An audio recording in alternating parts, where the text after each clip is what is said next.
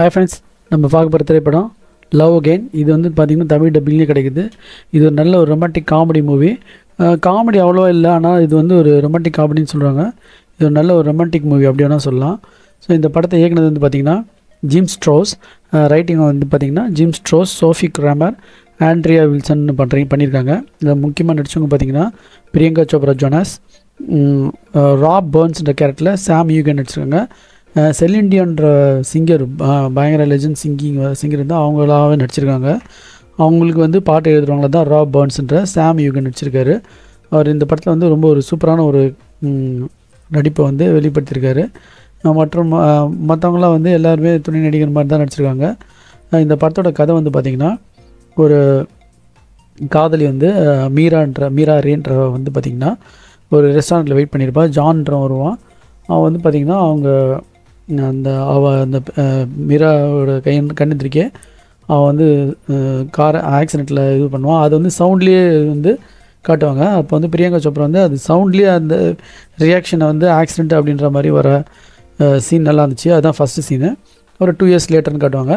அப்போ வந்து அவங்க ரிலேஷன் வீட்டுக்கு அவளை வந்து அவங்க கூப்பிட்டுப்பாங்க.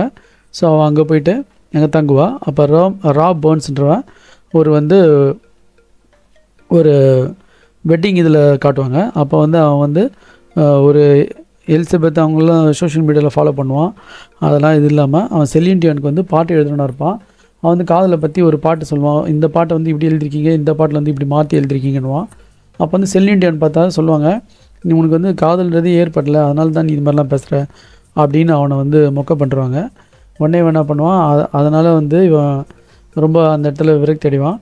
அப்போ வந்து பார்த்திங்கன்னா ஆக்சுவலாக வந்து சில்ட்ரன் புக் ஆத்தரும் இல்லஸ்ட்ரேட் பண்ணுவாங்க அந்த இவங்க மீரா வந்து. அப்போ வந்து அவங்கள வந்து ஒரு புக்கு இது ரெடி பண்ணுறதுக்கு அவங்க பாஸ் வந்து ரொம்ப இது பண்ணுவார். இப்போ வந்து ராப் வந்து ஒரு ப்ரைவேட்டு கால்லாம் வரும் அவனுக்கு. அப்புறம் வந்து பார்த்திங்கன்னா ஒரு டேட்டிங் ஆப் மூலிமா இந்த ராபும் இந்த மீராவும் மீட் பண்ணுவாங்க. அப்போ வந்து அவங்க வந்து ரொமான்டிக்காக இருப்பாங்க. அப்புறமா பார்த்திங்கன்னா இவன் இன்னொருத்தனை இந்த பிரியங்கா சோப்ரா வந்து இன்னொருத்தனை டேட்டிங் பண்ணுவாங்க. அப்போ வந்து பார்த்திங்கன்னா அவன் வந்து காரில் ரொம்ப தப்பாக நடந்துப்பான். அது வந்து இவளுக்கு செட் ஆகாது, விட்டுருவாங்க. அப்புறமா மறுபடியும் ராப் வந்து செலிண்டியன் ரேல்ஸில் அவன் வந்து இந்த பொண்ணை பற்றி அந்த டேட்டிங்கில் பேசின சொல்லுவான். அப்போ வந்து இந்த பிரியங்கா சோப்ரா மீட் பண்ணுவான். அப்போ அவங்களுக்குள்ள ஒரு லவ் இது க்ரியேட் ஆகும். அப்புறமா அவங்க இணைஞ்சாங்களா இல்லையான்றது தான் படத்தோட கதை. கடைசியில் கதைப்படி பார்த்தா அவங்க என்ன ஆகிறாங்கன்றது தான் வரும். ஸோ அவங்க வந்து ஒரு பார்க்கில் மீட் பண்ணுவாங்க. அப்புறம் வந்து என்ன வந்து பிரிஞ்சவங்க பிரிகிற மாதிரி போயிடுவாங்க. அப்புறம் வந்து சேர்ந்தாங்களேன்னு தான் படத்தோட கதை. ஸோ இது வந்து ஒரு நல்ல ஒரு good feel movie friends. So lovers and husband ஒய்ஃப்லாம் வந்து ஜாலியாக தனியாக பார்த்து என்ஜாய் பண்ணலாம். நீங்களும் டைம் கிடச்சா பார்த்து என்ஜாய் பண்ணுங்கள். தமிழ் டப்பிங்கோடவே கிடைக்கிது இந்த படம். நீங்களும் பார்த்து என்ஜாய் பண்ணுங்கள். Thanks friends.